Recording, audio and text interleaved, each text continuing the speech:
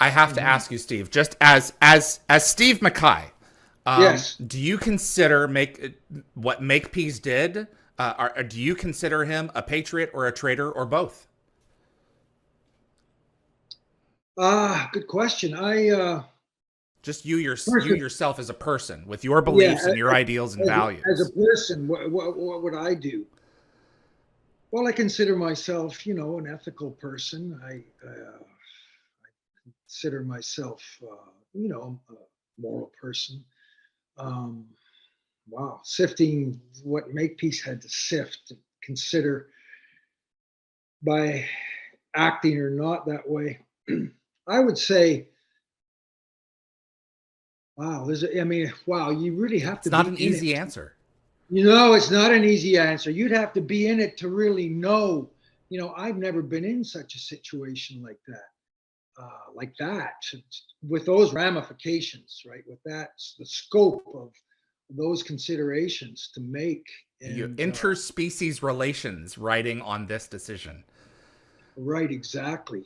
Um, when the stakes get that high, when you amplify the stakes to that height, I would say he's a patriot first. I mean, he's acting from experience as well. I think it's he knows he's not coming to this decision lightly or Mm-hmm. arbitrarily or without any experience in the matter. I mean, he sees things that maybe other people don't see Yeah. or can't see, don't have the experience to see, right? And He went on he's missions we didn't see. well, exactly. And so, don't judge another man until you walk in his shoes, Yeah. as the saying goes, right? So I would say I'd say he's a patriot first. Wow. I think you could make similar arguments for people like Julian Assange or Edward Snowden, when they're Right. looking at situations like I have information. I believe that this information is important. It's not 1-to-1 ratio, but I mean, Yes. we're dealing with technology in one hand, whereas another hand we're dealing with information what the public should and shouldn't know. But I think it's important that we ask those questions and that we have those conversations with one Yes. another, and don't just say, "Well, you're clearly wrong." It's not that Yes. simple. Right. So No, it's not that simple. No, it's not. I mean, some people are willing to let it slide and just, people are distracted by their busy lives and don't have the desire or the ability to focus on, matters of that weight and ask to know the truth, right? mhm, And so, we're all different. We're all different perspectives on things. And it's those, I guess, with a little bit of experience in the matter or, mhm, maybe have been conditioned a little bit to think that way or mm, to want to probe into those kind of matters that ask those questions and who want to enter into that fray and sort of root out the truth as much as possible. mhm. I mean, there's all kinds of um, barriers to that, of course, and maneuvering that goes on. I mean, so many people involved and so many individual machinations of everybody's individual mind going this way and that way, Mm, and you know uh, truth is elusive, mhm. and how do you know get to I it? honestly, Somebody, yeah, go ahead. I say somebody knows, yeah. somebody I think knows, or maybe they don't, that somebody or somebody's, maybe they don't even know. I don't know, but it starts somewhere. The ball gets rolling from somewhere. He And he honestly doesn't strike me as a person who was trading this, doing this dirty work in exchange for a house in the south of France, or no, he honestly no, strikes me as someone who wasn't doing it for an extra payday of some regard. He was doing it because he believed it was right. Now that may not be the case. There may have been like a darker intent with him, but I personally, I personally don't feel that that's the case.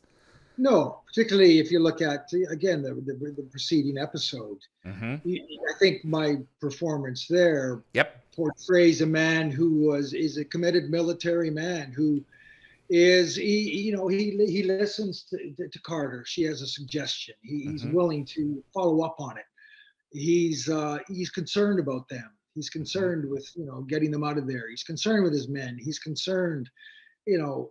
So yeah, I think that episode really shows who the man is, where his integrity lies. Absolutely. Into the Fire, that first scene where they're in the gate room and Don says as Hammond, okay, anyone who's going to help rescue There you SG-1, go. volunteer, take one step forward. And they all do. And Boom. you turn and look at the general, and it's like, without surprise or shock on his face, it's like, we're here to do the job.